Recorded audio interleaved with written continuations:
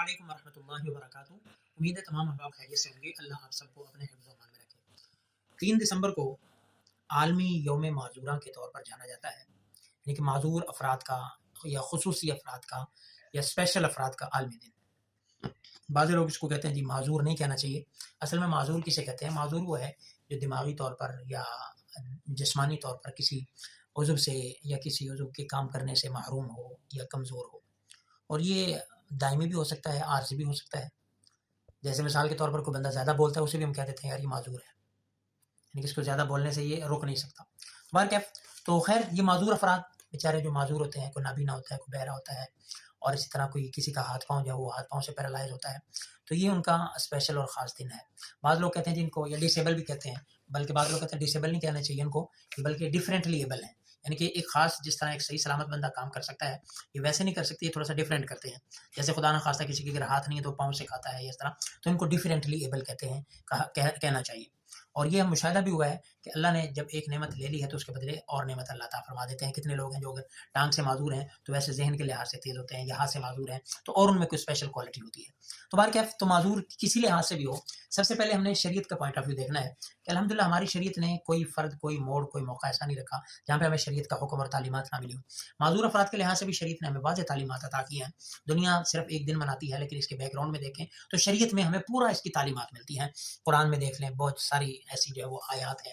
مثال کے طور پر سورہ عبس وتولى کا جو شان نزول ہے وہ عبداللہ ابن ام مکتوم رضی اللہ تعالیٰ جو نبینا صحابی تھے، آپ علیہ السلام کی خدمت میں آئے اور آپ علیہ السلام قریش کو دعوت دے رہے تھے، آپ ان کی طرف توجہ نہ دے سکے، اللہ نے آیت اتار دی کہ آپ ان کو سمجھائیں، ان کو ٹائم دیں، ان کی طرف توجہ دیں جو نابینا ہے، عبداللہ ابن ام مکتوم ہے۔ پھر آپ علیہ السلام ان کو مرحبا کہتے تھے، ویلکم کہتے تھے، ان کا اکرام کرتے تھے، اور بلکہ ایک موقع پر آپ جب احد میں گئے تو پیچھے آپ علیہ السلام ان کو نائب مقرر کر کے گئے اپنے عبداللہ ابن ام مکتوم کو۔ تو اس طرح جو ہے وہ شریعت نے ان کا مقام معذوروں کا اجاگر کیا، اسپیشل افراد کا یا ڈیفرنٹلی ایبل افراد کا، جو اس طرح اللہ نے شریعت نے دین مقام مقرر کیا۔ اسی طرح آپ علیہ السلام نے بطور خاص ایک صحابی تھے، ان کے لیے جو ہے وہ بھی نابینا تھے، تو یہ جو خیار شرط ہے کہ کوئی مال بیچ دے تو اس کو 3 دن تک کا جو خیار ہے اس کی وجہ سے آپ علیہ السلام نے اس کو مشروع فرمایا تھا۔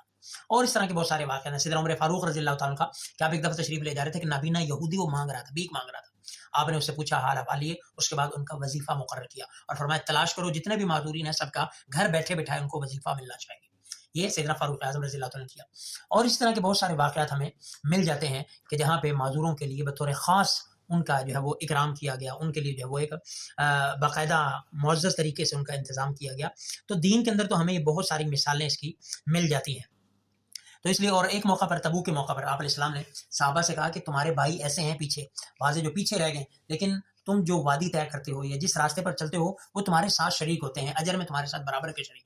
صحابہ نے پوچھا رسول اللہ وہ کیسے، جب وہ پیچھے بیٹھے ہوئے ہیں اور وہ آئے نہیں ہمارے ساتھ تو اجر میں کیسے برابر شریک ہیں؟ تو آپ علیہ السلام نے کیا فرمایا؟ حبسہم العذر، کہ ان کو عذر نے روک لیا ہے، وگرنہ وہ معذوری کی وجہ سے نہیں آ سکے، وگرنہ وہ آتے۔ اب وہ معذوری کی وجہ سے نہیں آ سکے تو اس لیے وہ اجر ان کو گھر بیٹھے بیٹھائے مل رہا ہے۔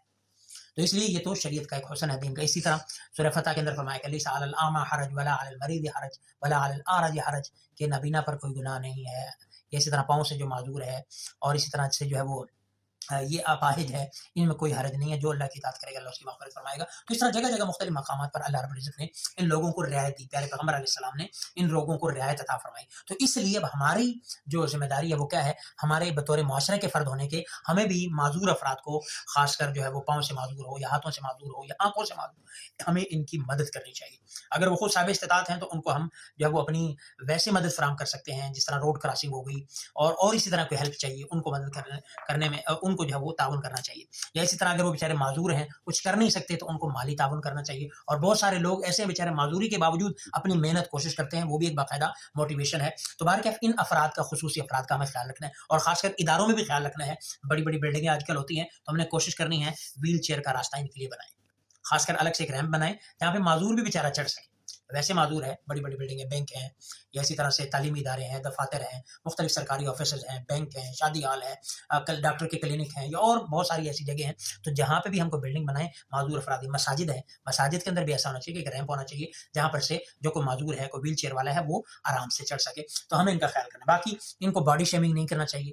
گاؤں دیہاتوں میں ہم دیکھتے ہیں اگر کسی کی آنکھوں میں تھوڑا سا مسئلہ ہے اس کو ٹیرا کہتے ہیں، کسی کو نابینا کہتے ہیں، کسی کو لنگڑا کہتے ہیں، کسی کا کسی طرح مذاق اڑاتے ہیں، ٹھیک نہ کہتے ہیں، موٹا پتلا کہتے ہیں۔ تو یہ باڈی شیمنگ ہم نے نہیں کرنی، اگر کوئی ایسا بندہ ہے اس کو ہم نے پیار دینا ہے، اس کو ہم نے احساس کمتری کا شکار نہیں کرنا کہ وہ اپنے آپ کو یہ سمجھے کہ میں اس معاشرے کا کٹا ہوا فرد نہیں۔ آپ علیہ السلام نے تو ان کو عزت دی، وقار دیا، ان کو اپنے سینے سے لگایا، اپنے ساتھ بٹھایا، ان کو یہ احساس نہیں دلایا کہ آپ الگ سے ہیں۔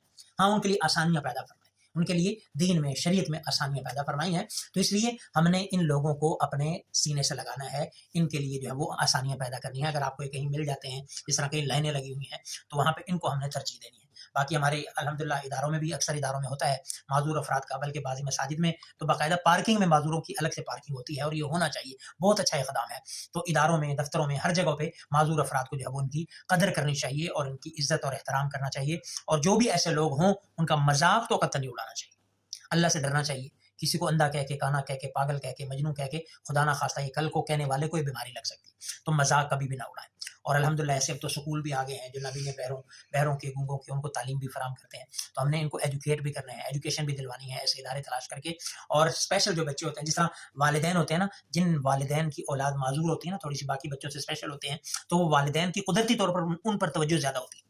تو اسی طرح معاشرے میں بھی اگر کوئی ایسا فرد ہے تو ہم نے ان کا مذاق اڑانے کی بجائے ہم نے ان کو زیادہ ترجیح دینی ہے، توجہ دینی ہے۔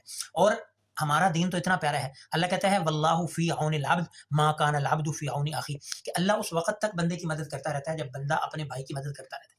اور یہ عام بندوں کے بارے میں ہے، اگر کوئی معذور کی، مجبور کی، اپاہج کی، لاچار کی کرے گا تو اس میں اجر اللہ زیادہ بڑھا دیں گے۔ تو اس لیے میری اس دن کی مناسبت سے، وساطت سے میری جو ہے وہ درخواست ہے کہ اپنے معذور بھائیوں کو، جو معذور ہیں کسی بھی سلسلے میں، کسی بھی لحاظ سے، ہم نے ان کو اپنے ساتھ رکھنا ہے، ان کو قطعی کسی موڑ پہ احساس نہیں دلانا کہ آپ ہم سے کمتر ہو، آپ ہم سے الگ ہو، آپ ہم سے جدا ہو، آپ ہم سے کمتر ہو، نہیں، وہ ہمارے ساتھ ہیں، ہمارے برابر ہیں، ہمارے ساتھ ہیں۔ اللہ نے ان کو جو ہے وہ اس لحاظ سے، باقی وہ اشرف المخلوقات، جس طرح آپ عام انسان اشرف المخلوقات ہیں، وہ بھی اشرف المخلوقات ہیں، ان میں اور ہم میں کوئی فرق نہیں ہے۔ یہ ظاہری طور پر اللہ نے تھوڑا سا فرق رکھا ہے، اور یہ کوئی شرافت کا معیار نہیں ہے، ہمیں جو آپ علیہ السلام فرمایا تم سارے برابر ہو تو ہم برابر ہیں۔ تو اس لیے اپنے خاص افراد کا اپنے گلی محلوں میں دیکھیں، اپنے کولیگز میں دیکھیں، دفاتر میں دیکھیں، جہاں کوئی ایسا ہو اس کو رسپیکٹ بھی دیں، اس کو ترجیح بھی دیں، اور جو ہے وہ آسانیاں اس کے لیے پیدا کریں۔ اللہ ہم سب کو عمل کی توفیق دے۔ والسلام۔